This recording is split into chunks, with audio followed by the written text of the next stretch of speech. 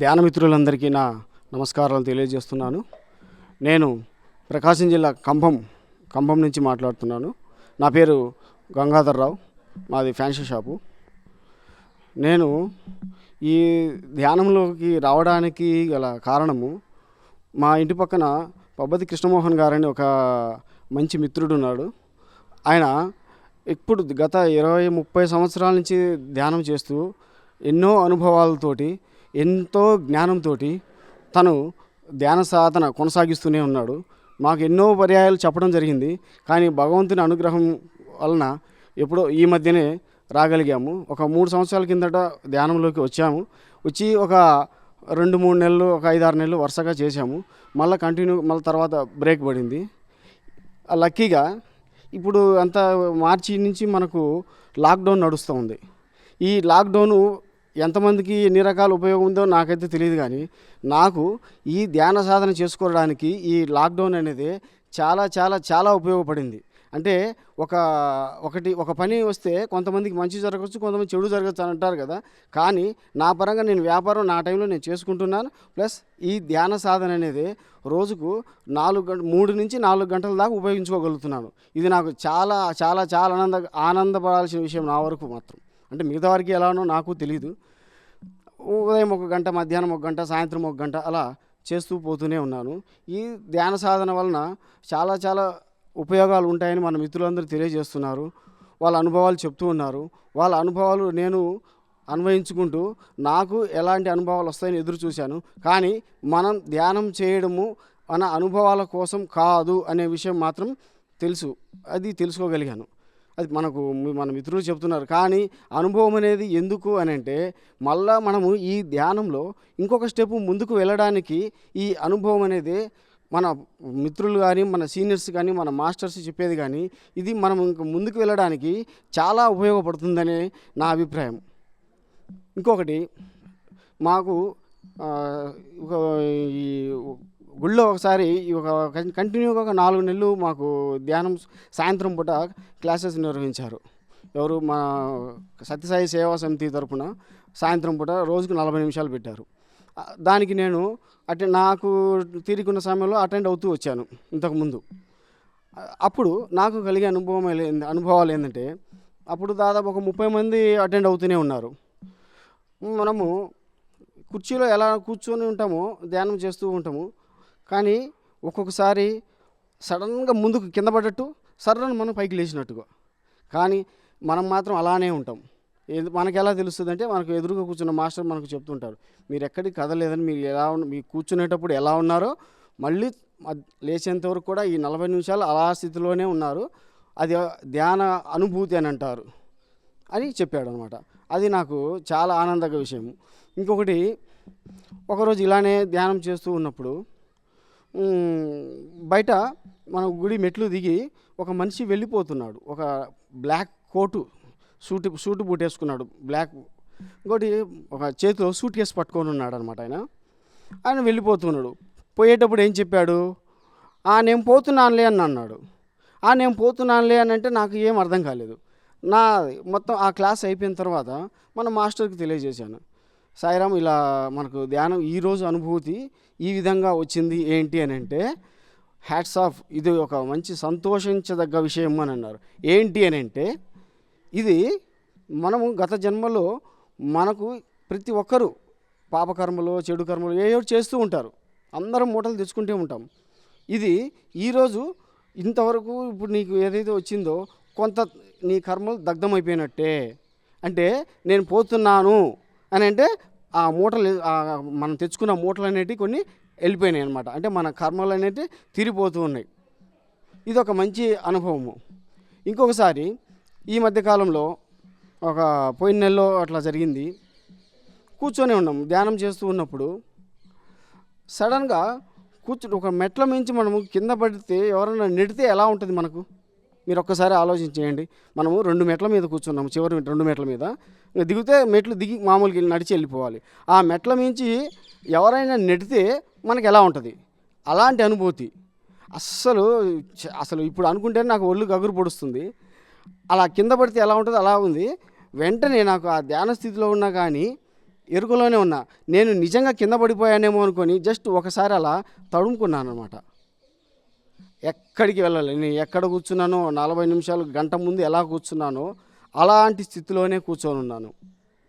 ఇది చాలా చాలా మోస్ట్ పవర్ఫుల్ అని అన్నారు. అంటే అదొక మనకు ఎరుకలో ఉండి ధ్యానం చేయమంటారు కదా, ఇదే ఇలాంటిదే అని అంటారు అనమాట. మన మిత్రులందరూ మనకు తెలియజేసేదని ఇలాంటివే.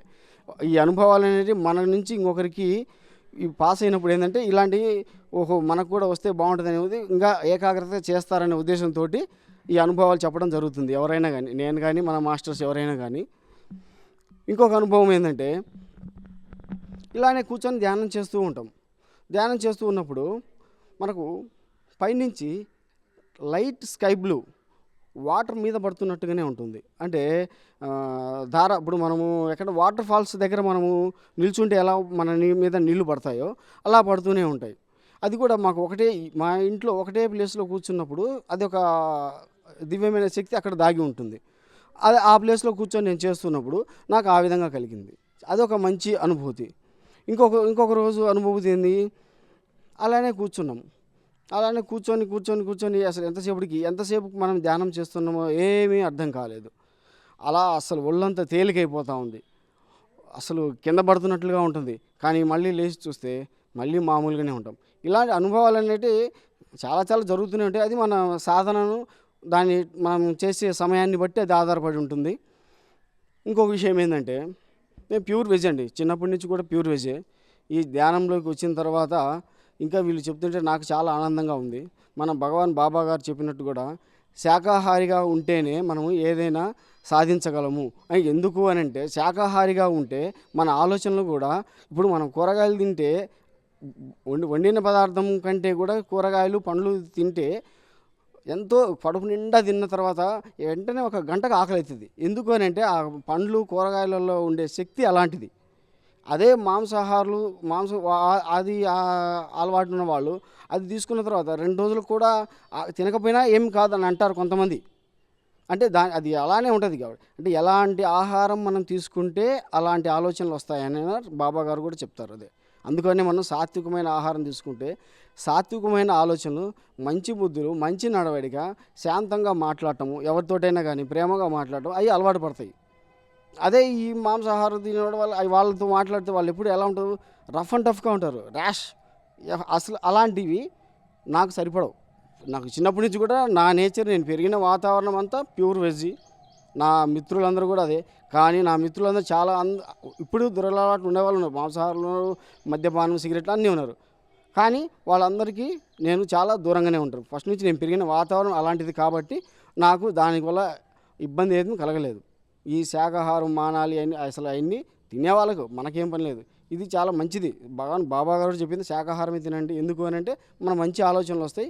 మనము మోక్షం వెళ్ళడానికి ఎవరైనా భగవంతుని చేరాలని అనుకుంటారు. భగవంతుని చేరాలి అని అంటే నీ ఇష్టం వచ్చినట్టు ప్రవర్తిస్తూ పశుభక్షణ చేసి మద్య మాంసాలు ఇవన్నీ సిగరెట్లు తాగుతూ ఎవరంటే జూదం ఆడుతూ ఇష్టం వచ్చినట్టు మాట్లాడి ఇష్టం వచ్చిన ప్రవర్తన ఉంటే మనం భగవంతుని చేరుకోలేము, ఆ మోక్షాన్ని మనం సాధించుకోలేము. ఆ నిజమైన మోక్షం ఉందో లేదో తెలియదు. అవన్నీ తెలుసుకోవాలంటేనే మనం శాకాహారులుగా ఉండి ఈ ధ్యాన సాధనలో చేస్తూ పోతేనే మనల్ని మనం తెలుసుకోగలుగుతాం.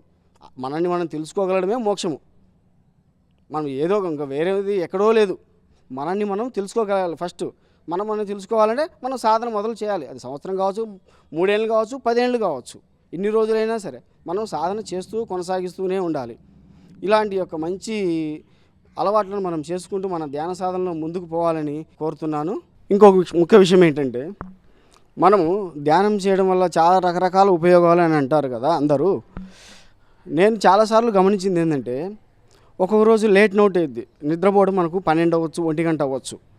అలాంటప్పుడు మళ్ళీ మనం తెల్లవారుజామున లేచి మళ్ళీ 4:30కో 5కో మన సమయ అనుకూలతను బట్టి మనం ధ్యానంలో కూర్చుంటాం.